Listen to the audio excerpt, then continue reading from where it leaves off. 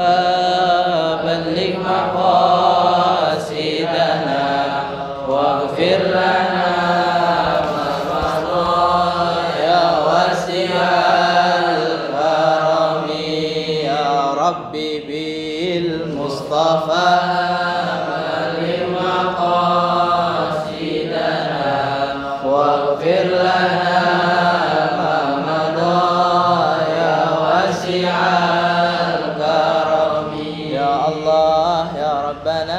نجنا من سار ناس بالولي كتب الأنفاس الحبيب عبد الله الحبيب عمر بن عبد الرحمن العطاس يا ربي بالمصطفى بلغ مقاصدنا واغفر لنا ما مضى يا واسع الكرم يا الله يا جواد جد لنا بالمراد بالولي كتب الإرشاد الحبيب عبد الله بن علي الحداد يا ربي بالمصطفى بلغ مقاصدنا واغفر لنا ما مضى يا واسع الكرم يا الله يا قدوس نجنا من كل بؤس بالولي شمس سموس الحبيب عبد الله بن أبو بكر الإدروس يا ربي بالمصطفى بلغ مقاصدنا واغفر لنا ما مضى يا واسع الكرم يا حنان يا منان جد لنا بالغفران بالولي كتب الإرفان الحبيب علي بن أبو بكر شكران يا ربي بالمصطفى بلغ مقاصدنا واغفر لنا ما مضى يا واسع الكرم اللهم صل على منور القلب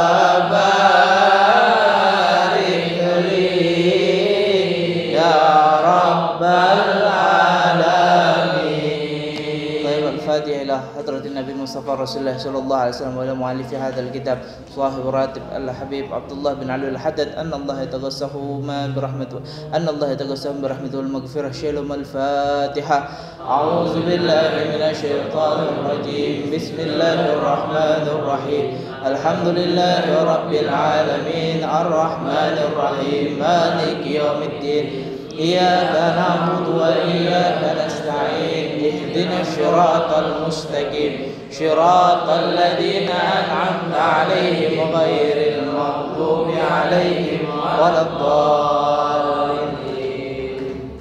Bismillahirrahmanirrahim. Alhamdulillah, setelah libur panjang ya, kita ngaji juga akhirnya. Kita teruskan baca kitab Tabarruk. Kita ngambil berkah dari kitab Aqidah Ahlul Islam karangan Imam Abdullah bin Alwi Al-Haddad. Wa annahu ta'ala qaribun min kulli mawjud. Allah Subhanahu wa taala itu dekat atas setiap sesuatu yang ada. Jadi kemarin kita udah belajar sifat Allah banyak. Ada sifat wujud. Allah itu apa lagi? Qidam, baqa, mukhalafatul lil hawadis. Kemarin baru sampai situ ya. Allah beda dengan setiap makhluknya. Sekarang kita mau pelajari, sebelum belajar sifat-sifat Allah selanjutnya, kita harus sadar dulu bahwasanya Allah itu qaribun, dekat. Dengan siapa dekatnya? Atas segala sesuatu yang ada di dunia ini. Ya. Jadi setiap sesuatu yang ada di dunia ini itu dekat sama Allah. Tapi ingat, dekatnya itu bukan dekat zati, bukan zat Allah dekat. Bukan artinya Allah dekat ada di samping, bukan seperti itu. Ya. Tapi adalah dekatnya itu secara al-ilm, pengetahuannya Allah Subhanahu wa taala. Allah lebih mengetahui dibandingkan diri kita sendiri bahkan. Ya. Dikatakan wa huwa aqrabu ilal insani min hablil warid. Bahkan Allah Subhanahu wa taala itu lebih dekat kepada manusia daripada urat nadi. Urat nadi itu dekat apa nempel kira-kira? Urat nadi itu dekat apa nempel? Nempel. Tapi dikatakan Allah Subhanahu wa taala gharibun, lebih dekat daripada apa? Urat nadi. Tapi bukan artinya Allah ada dalam diri kita. Nah, hati-hati. Jadi ada pemahaman namanya wahdatul wujud. Allah itu satu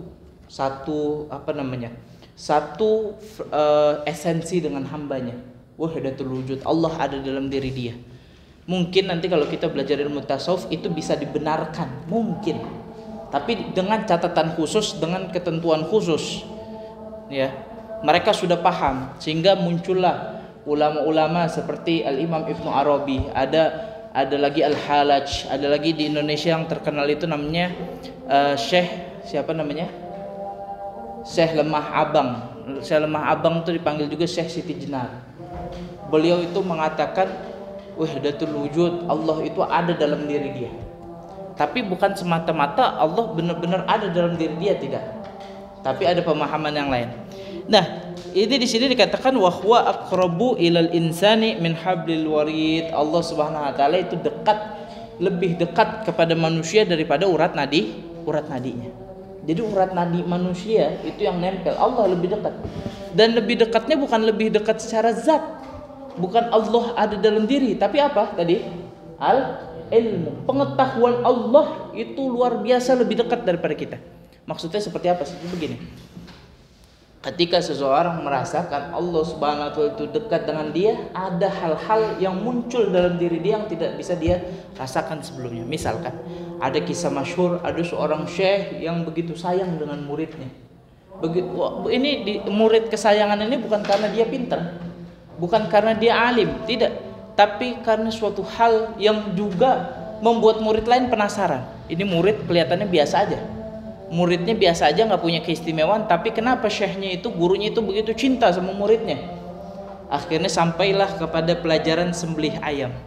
Jadi syekhnya ngajarin murid-muridnya sembelih ayam. Begitu selesai dipelajarin, sampai murid-muridnya itu diperintah sama gurunya tersebut, wahai murid-muridku, kamu sembelih ayam ini, tapi satu syaratnya, jangan sampai ada sesuatu pun yang melihat, yang mengetahui kamu sembelih itu ayam. Oke, bisa? Jam 5 kamu sudah harus selesai. Dia melakukan sama mereka. Begitu jam 5 mereka kembali, ditanya satu-satu, kamu sudah potong, di mana kamu potongnya? Oh, saya potong di bawah kasur, saya potong di kamar mandi, macam-macam. Tapi ada satu murid yang murid kesayangan gurunya tersebut. Memang murid ini tidak begitu istimewa, cuman dan luar biasanya dia tidak memotong ayamnya. Ditanya sama gurunya, kamu nggak paham pelajaran sembelih? Enggak, guruku, syekhku, saya begitu paham bagaimana cara menyembelih yang benar, yang tepat. Lalu kenapa? Saya tidak bisa menemukan satupun tempat yang tidak mendapatkan pengawasan dari Allah Subhanahu wa taala. Ini ada sifat gharib, ya. Dia merasa Allah itu dekat sama dia. Oleh karena itu ketika dia merasakan Allah dekat sama dia, Allah melototin dia, Allah bukan ngintip lagi tapi melototin, Allah ngeh sama setiap apa yang kita perbuat. Allah tahu apa yang kita perbuat, bahkan belum perbuat, baru terlintas dalam hati atau bahkan belum terlintas dalam hati, Allah tahu. Allah tahu apa yang akan kita lakukan. Allah tahu yang sudah kita lakukan. Itu pengetahuannya Allah itu sangat dekat bagi manusia. Nah, bagi orang sudah mendapatkan kedekatan itu, mereka tidak berani bermaksiat kepada Allah Subhanahu wa taala. Dimanapun, lagi di kamar sendirian, mereka nggak berani maksiat. Nggak ada yang lihat padahal. Tapi apa? Mereka yakin Allah Subhanahu wa taala melihat dengan jelas, mengetahui dengan jelas apa yang mereka perbuat. Dan mereka ini menganggap Allah itu kekasih mereka. Wali min awliillah itu artinya kekasih-kekasihnya Allah. Makanya ketika dia merasa dia adalah kekasihnya Allah, dia malu kalau dia ketahuan sama kekasihnya melakukan hal-hal yang tidak diridhoi oleh kekasihnya. Kita punya kekasih. Kita punya kekasih kita nggak suka kalau kita makan coklat. Nah, kita ngumpet-ngumpet makan coklat ketahuan. Bete gak dia? Kekasih kita bete apa nggak kira-kira? Bete. Kita nggak mau ketahuan. Begitu juga dengan manusia yang merasa Allah itu adalah kekasihnya. Dia sadar betul Allah Subhanahu wa taala melihat dia. Tapi dia dalam kesendiriannya, dalam kesepiannya, dia berbuat maksiat justru. Karena apa? Karena dia merasa Allah Subhanahu wa taala tuh jauh sekali. Tapi beda dengan wali-wali Allah. Kalau orang yang dekat kepada Allah, orang yang merasa Allah itu selalu melihat dia itu takut untuk melakukan maksiat walaupun sedikit pun. Kenapa dia takut? Karena dia merasa Allah Subhanahu wa taala melihat. Kenapa itu? Gelap. Hah? Gelap. Bisa diinin ya? Dikunci aja itu. Nah, oke. Jadi bagaimana tadi? Kalau ada orang yang merasa diri dekat sama Allah, tidak akan ada keinginan bagi dia untuk bermaksiat. Malu dia sama Allah Subhanahu wa taala. Nah, tapi oleh karena itu begini. Jadi Allah Subhanahu wa taala saking dekatnya kepada manusia, tahu segala apapun yang dilakukan. Oleh karena itu ada orang-orang tadi yang udah Anda sebutkan, orang-orang yang dia tidak mau melakukan hal-hal yang sedikit pun tidak diridhoi oleh Allah Subhanahu wa taala karena dia yakin Allah itu Maha melihat. Nah, kemudian dikatakan wa ala kulli syai'in qarib wa syahid. Allah Subhanahu wa taala itu Maha dekat dan juga Maha menyaksikan kita. Ya, Hayyu Qayyum, Allah itu Maha hidup. Allah itu qayyum, berdiri sendiri, la ta'khudhuhu sinatun wa la naum. Allah tidak tidak ada sesuatu pun yang setara dengan Allah Subhanahu wa taala. Ya. Hayyul Qayyum la ta'khudhuhu sinatun. Allah Subhanahu wa taala tidak mengantuk. Ya. Dan juga wa la naum, Allah juga tidak tidur. Artinya Allah tidak akan lengah daripada perbuatan apapun yang kita lakukan, Allah tidak akan lengah. Nah, oke. Ada dulu kalau nggak salah, Ustaz lupa namanya, Al-Imam Sahal. Imam Sahal itu ketika masih kecil ngelihat pamannya itu, masya Allah, rajin ibadahnya luar biasa. Jadi rajin ibadahnya luar biasa. Dia masih kecil, ngelihat pamannya setiap jam 3 malam tahajud. Dan dia karena memang udah ditakdir wali Allah, dia setiap jam 3 bangun, padahal lu masih kecil. Entah masih 3 tahun, 5 tahun, apa 4 tahun. Dia bangun masih bayi. Dia lihat omnya, pamannya itu lagi sholat, digangguin sama dia. Sampai kata sama omnya disuruh apa, udah kamu tidur aja sana, nggak usah gangguin. Akhirnya bayangkan anak sekecil itu. Ya kalau lagunya Iwan Fals kan ada anak kecil yang berperang dengan waktu gitu kan. Tapi ini ada anak kecil yang dia akalnya sudah masya Allah luar biasa. Dia bertanya sama pamannya, wahai pamanku, ajarkan kepadaku satu amalan yang amalan itu mendekatkan aku kepada Allah. Apa kata pamannya tersebut? Ini anak kecil loh, umur 4 tahun. Kata pamannya, wahai Sahal, kamu bisa amalkan setiap sebelum tidur, kamu tidak usah mengucap, tapi tanamkan di hatimu, ya, tidak usah diucap, tapi tanam di hati, Allahu syahidi, Allahu nadhiri, Allahu ma'i, Allahu nadhiri, Allahu syahidi, Allahu ma'i. Allah melihatku, Allah menyaksikanku, Allah Allah melihatku, menyaksikanku, Allah bersamaku, yang terakhir adalah Allahu hadiri, Allah hadir bersamaku. 4. Allahu nadiri, Allahu syahidi, Allahu ma'i, Allahu hadiri. Ini nggak usah diucap, tapi ditanam dalam hati. Berapa kali kata pamannya? 3 kali kamu ulang itu dalam hati kamu. Jadi nggak usah diucap sebelum tidur. Itu gampang tuh ya. Nanti kita sebelum tidur kita boleh diamalkan. Sebelum kita tidur kita meremin mata kita sambil kita renungi dalam hati. Nggak perlu diucap, renungan dalam hati. Allahu nadiri, Allah ngelihat saya. Allahu syahidi, Allah menyaksikan saya. Apapun yang saya lihat, apapun yang saya lakukan, Allah pasti menyaksikan. Allah tahu itu. Allahu ma'i, Allah hadir bersama saya. Allahu hadir, Allah juga hadir. 4 ini. Ulang, Allahu nadiri, Allahu syahidi, Allahu ma'i, dan yang terakhir Allahu hadiri. 4 ini. Nah, maka ketika Imam Syahril melakukan itu, tiba-tiba ketika istiqomah dia melakukan itu, padahal masih kecil, dia langsung ikut sholat malam hari selanjutnya. Terus dia istiqomah lagi, dia katakan kepada pamannya, wallahi wahai pamanku, aku tidak berani melakukan sedikit pun hal yang Allah tidak sukai. Bukan Allah benci, bukan Allah tidak ridhoi, Allah nggak suka sedikit pun dia tidak melakukannya. Karena apa? Dia menanamkan dalam hatinya 4 hal tersebut. Boleh nanti sebelum tidur sholat 2 rakaat, sholat apa aja boleh.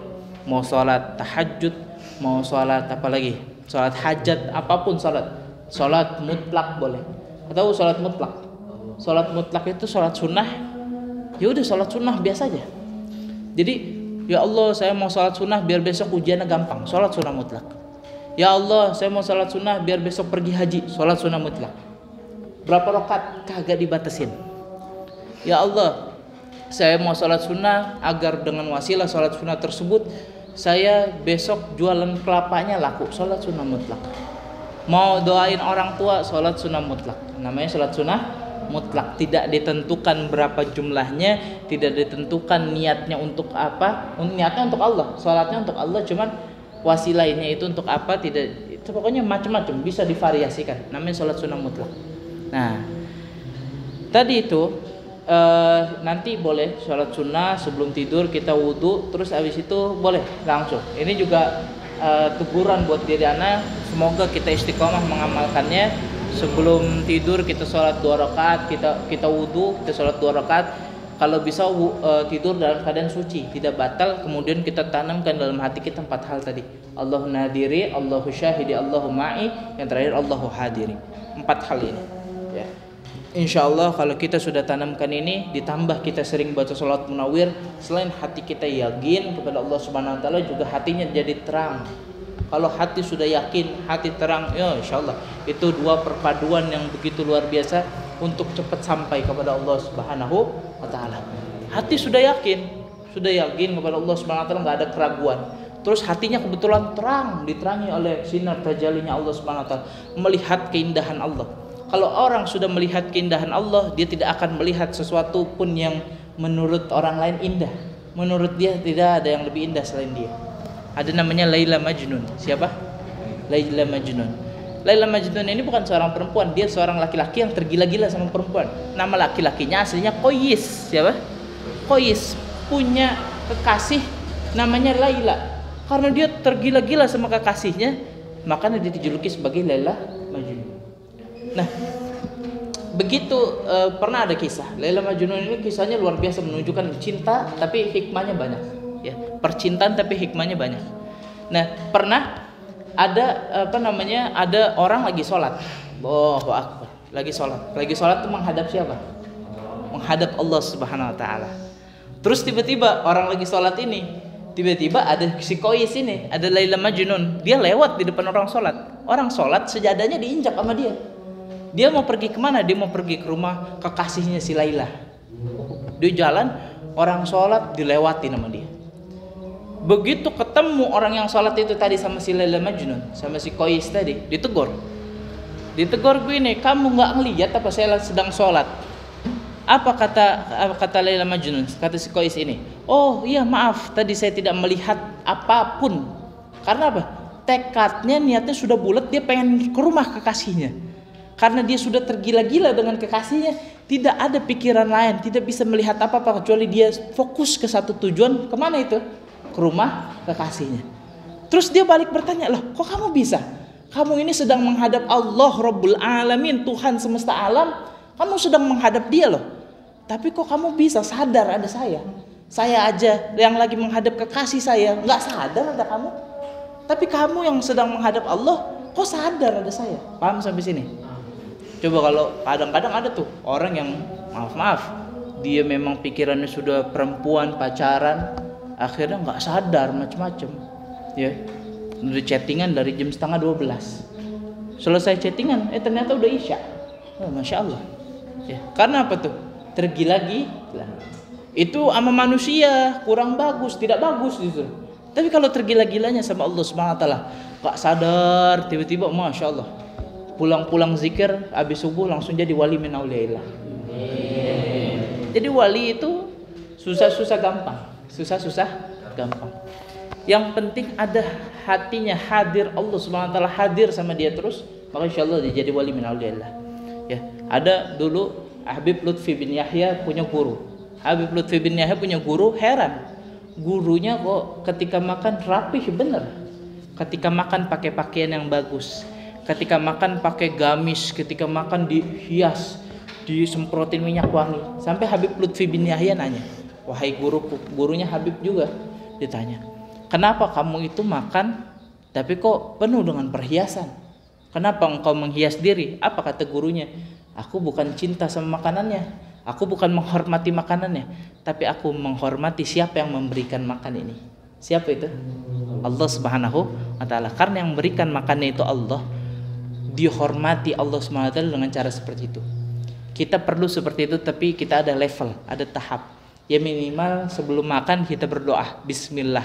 Bagusnya lagi baca Allahumma barik lana fi ma razaqtana wa qina adzabannar. Semoga juga kita diberkahkan oleh Allah Subhanahu wa taala. Ini baca lagi ya, sedikit aja. Badi'us samawati wal ard. Allah Subhanahu wa taala itu adalah penciptanya langit dan bumi. Wa idza qada amaran, dan ketika Allah Subhanahu wa taala menghendaki atas suatu perkara, fa inna ma yaqulu lahu, maka Allah Subhanahu wa taala mengatakan kepada perkara tersebut, kun, jadilah. Fayakun, maka jadilah hal tersebut. Jadi kalau Allah menginginkan sesuatu, Allah itu iradah, punya sifat iradah. Allah Maha berkuasa, Allah Maha berkehendak. Maka ketika Allah berkuasa atas segala sesuatu, Allah Maha berkehendak. Ketika Allah pengen sesuatu, Allah ingin berkehendak atas sesuatu, Allah tinggal bilang kun fayakun, jadilah, maka jadilah. Ya, Allahu khaliqu kulli syai', Allah menciptakan segala sesuatu, wa huwa ala kulli syai'in wakil, dan Allah Subhanahu wa taala adalah pemelihara atas setiap sesuatu. Ingat, Allah itu pemelihara setiap sesuatu. Hasbunallah wa ni'mal wakil. Hasbunallah, kita sering baca kan? Jadi kalau sering baca itu jangan cuma di mulut, yakinin dalam hati. Ketika kita yakin Allah adalah yang mengurusi segala sesuatu, kita punya utang nggak perlu ribet. Kita punya utang jangan apa? Kalau bahasa orang Jaksel tuh overthinking, ya. Terus kepikiran terus, enggak, tapi kita zikir sama Allah Subhanahu wa taala. Selain usaha, kita usaha juga, tapi kita serahkan, ya Allah, Engkau Maha berkuasa, Engkau Maha mengurusi saya. Udah, saya serahkan utang-utangku kepadamu ya Allah. Mudah, cepat dibayar nanti. Sama, jangan pikir, aduh besok makan apa, besok makan apa, besok makan apa. Lah, Allah yang ngurusin kita, udah yakin itu. Maka kalau udah yakin, udah aman, insyaallah hati kita menjadi sangat yakin kepada Allah Subhanahu wa ta'ala. Ila hadratin Nabil Mustafa Rasulullah sallallahu alaihi wasallam. Al-Fatihah. A'udzubillahi minasyaitonir rajim. Bismillahirrahmanirrahim. Alhamdulillahirabbil alamin arrahmanirrahim maliki yaumiddin iyyaka na'budu wa iyyaka nasta'in. Karena mungkin waktunya sudah maghrib juga, kita nggak baca doa khatamul majlis, tapi insyaallah keberkahan meliputi kita semua. Berkali-kali sudah ana tanamkan, sudah ana yakinkan, yakin gak yakin, sekarang malaikat lagi kumpul di atas ngelihat kita.